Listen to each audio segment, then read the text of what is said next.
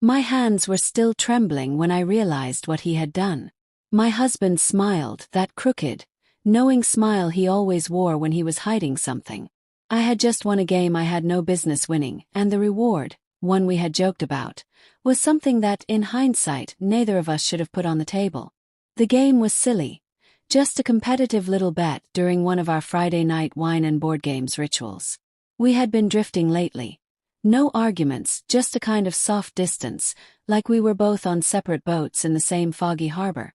So when he suggested we raise the stakes to something interesting, I laughed and agreed, assuming it was just another harmless effort to inject some spark into our routine.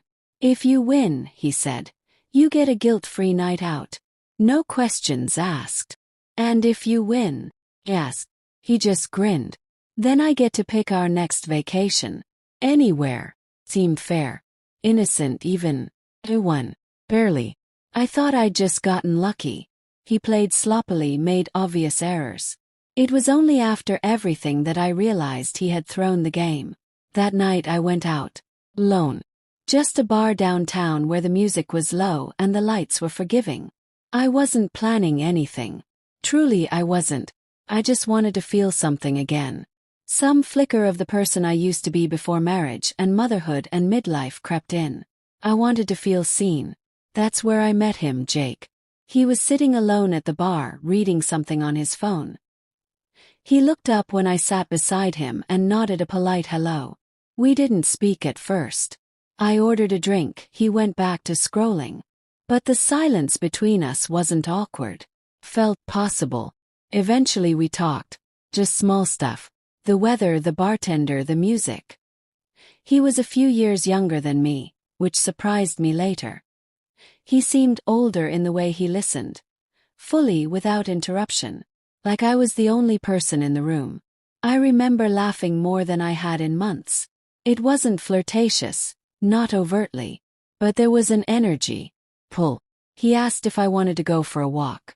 The night was warm, and I felt bold in a way I hadn't in years. Said yes. We wandered a few blocks, talking about books and cities we'd love to live in. I told him things I hadn't even told my husband. Not secrets, really. Just forgotten dreams. Small fragments of myself I hadn't dusted off in so long. He listened like they mattered. When we stopped at the corner where we'd have to part, the air between us changed. He leaned in. I hesitated. God, I wish I'd kept hesitating, but I didn't. I let him kiss me. It wasn't urgent or messy. It was slow. Like something stolen from a dream. I didn't go home with him. I didn't want to. Couldn't. That kiss was already too much. I left him there on that corner and walked away. Heart racing, cheeks burning, already flooded with guilt. I told myself it was a mistake. That it ended there. But it didn't. Jake found me online a few days later. I had never told him my last name, but apparently I'd mentioned enough for him to figure it out. He sent a message.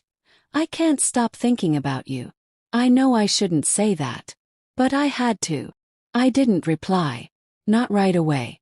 But I didn't delete it either. The next week, things with my husband felt different. He was suddenly affectionate, attentive. He made dinner.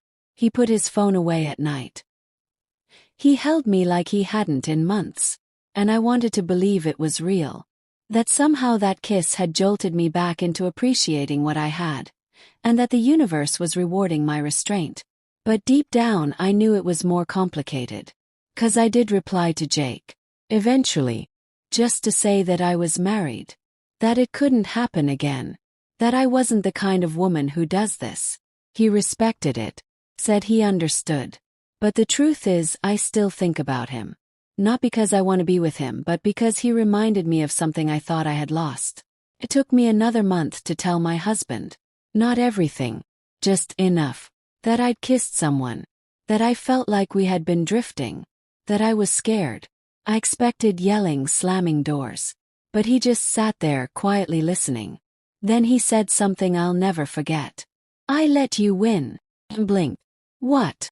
"That night. The game. I let you win. I knew you needed space. I thought if I gave you that, maybe you'd come back." My throat closed up. I wanted to scream. cry, to accuse him of manipulating me. But the truth was he hadn't.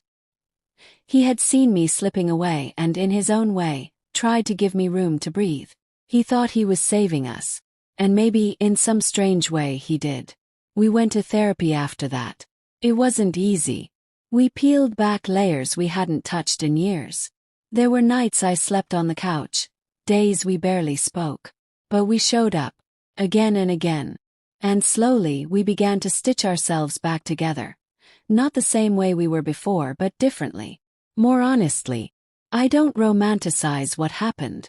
I'm not proud of it. The kiss was a mistake, but it was a symptom, not the disease.